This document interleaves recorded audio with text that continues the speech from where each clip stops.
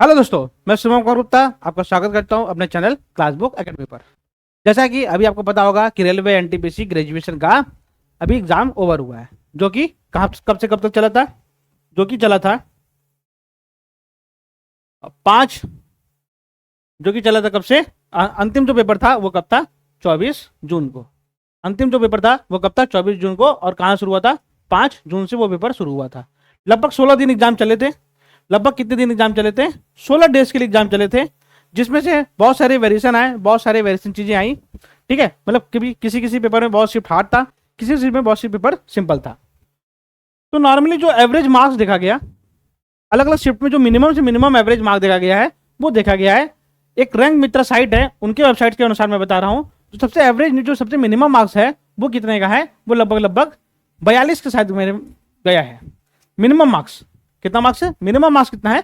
42 है। और जो मैक्सिमम, जो सबसे इजीएस्ट शिफ्ट है, जो उसका मार्क्स गया है वो कितना गया है? लगभग 60 के करीब। ठीक है, तो ये सबसे हार्ड शिफ्ट का जो है, ये सबसे हार्ड शिफ्ट है और ये सबसे इजीएस्ट शिफ्ट हो गई। तो नॉर्मलाइजेशन कैसे होगा? जैसे मैं कहूं कि मान लीजिए अगर सबसे हार्ड शिफ्ट होगा, अगर किसी का हार्ड शिफ्ट है, क्या है? हार्ड शिफ्ट है, तो उसको नॉर्मलाइजेशन में लगभग कुछ नहीं तो 10 से 15 नंबर मिलेंगे। कितने नंबर मिलेंगे? 10 से 15 नंबर। जिसका मॉडरेट शिफ्ट है, जिसका क्या है? मॉडरेट शिफ्ट है, ठीक है, उसको क्या मिलेंगे? उसका लगभग मिलेंगे 7 से 10 नंबर के बीच। और जिसको इजी शिफ्ट है, जिसका क्या है? इजी शिफ्ट है। कौन सा शिफ्ट है? इजी शिफ्ट है, उसको 2 से 3 नंबर नॉर्मलाइजेशन में देखने को मिल सकते हैं। ठीक है, मतलब अगर हार्ड शिफ्ट में अगर 10 से 15 शिफ्ट है, अगर हार्ड शिफ्ट में क्या है, अगर आपका पेपर हार्ड शिफ्ट पड़ रहा है अकॉर्डिंग रैंक मित्रा में आप जाइए, रैंक मित्रा के साइट पर जाइए और उस पर जाके चेक करिए आपका रैंक क्या है या आपका स्कोर कितना आ रहा है। अगर आपका शिफ्ट हार्ड शिफ्ट में है, तो 10 से 15 आपके मार्क्स बढ़ेंगे। और अगर मॉडरेट शिफ्ट में है तो 7 से 10 बढ़ेंगे। और अगर इजी शिफ्ट में है 2 से 3 मिलेंगे। हालांकि मैं जो रैंक मित्रा का साइट है, जो रैंक मित्रा का डाटा है 4 लाख वाला डाटा, वो मैं हमारे Telegram channel class book academy पे भेज दूंगा, जिसका जो लिंक है वो हमारे डिस्क्रिप्शन में लिखा हुआ है। वहां पे जाइए, क्लिक करिए और हमारे चैनल को ज्वाइन करिए। आरआरबी, रेलवे, एनटीपीसी या रेलवे किसी भी एग्जाम के लिए सबसे पहला अपडेट हमारे चैनल पे मिल जाएगा, जो कि क्लास बुक एकेडमी है। क्लियर? तो इस हिसाब से अगर मैं एक्सपेक्टेड कट ऑफ की बात करूं, फॉर सीबीटी टू के लिए, क्योंकि सीबीटी 2 में क्या है, 15 गुना लोगों को बुलाया जाएगा। और जोन वाइज कट ऑफ निकलती है। तो किसी जोन में बहुत सारा कंपटीशन है, किसी जोन में कम कंपटीशन है। तो एक एवरेज मार्क्स मैं आपको बता रहा हूं, नॉर्मलाइज एक एवरेज मार्क्स मैं आपको बता रहा हूं, जिससे क्या होगा कि आपको क्लियर हो जाए कि हाँ, मैं इसके बीच में अगर रेंज है तो मैं एक बार क्लियर क्वालिफाई कर सकता हूं। जैसे जनरल की बात करूं मैं, अगर आप किसी भी शिफ्ट से हैं और जनरल में हैं, तो अगर आपका नॉर्मलाइज मार्क्स 70 से 75 के बीच में अगर लाई करेगा, चाहे आप किसी भी जोन से हो, और नॉर्मलाइज मार्क अगर आपका 70 से 75 के बीच में आ रहा है इसके अकॉर्डिंग, तो आप सीबीटी 1 क्वालिफाई करने के अधिकतर चांस है। इसी तरीके से ओबीसी में कितना है? 68 से 72 के बीच में, चाहे आप किसी भी जोन से हो या किसी भी शिफ्ट से हो। नॉर्मलाइज मार्क मैं बता रहा हूं। ईडब्ल्यूएस है, उसका 69 से 73, एससी का 60 से 65 के बीच, और एसटी का 50 से 55 के बीच।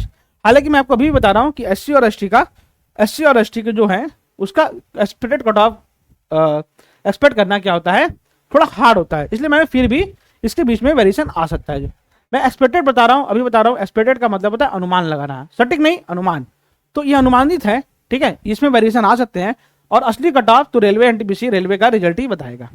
हाँ, हालांकि आप मान सकते हैं इसमें +- 5 का गैप रख सकते हैं। सभी एग्जाम में, सभी में +- 5 का ऊपर नीचे मार्क्स हो सकता है। हालांकि आपका जो रेंज है, जो नॉर्मलाइज होगा, वो इसी के बीच में कहीं ना कहीं क्वालिफाई कोई ना कोई रहेगा। तो आप अपना मार्क्स देखिए, और अगर आपका हार्ड शिफ्ट में है, जो कि हमारे टेलीग्राम चैनल पे आपको 4 लाख डाटा वाला रैंक मित्रा का मिल जाएगा।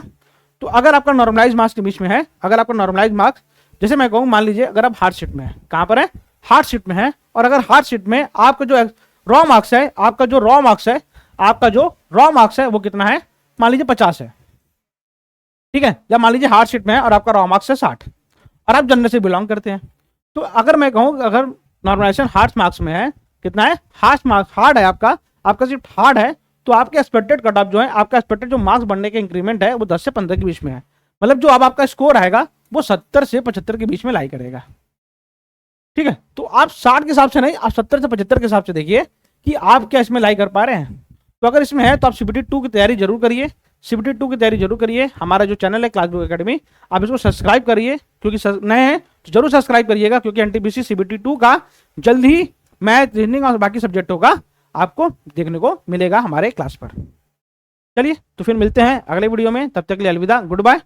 नए हैं तो चैनल को जरूर सब्सक्राइब करिएगा और बेल आइकन को जरूर दबाइएगा, और हमारे टेलीग्राम चैनल क्लासबुक एकेडमी को जरूर ज्वाइन करिएगा, जिसका लिंक हमारे डिस्क्रिप्शन में लिखा हुआ है, इस वीडियो के डिस्क्रिप्शन में लिखा है। मिलते हैं अगले वीडियो में, चलिए।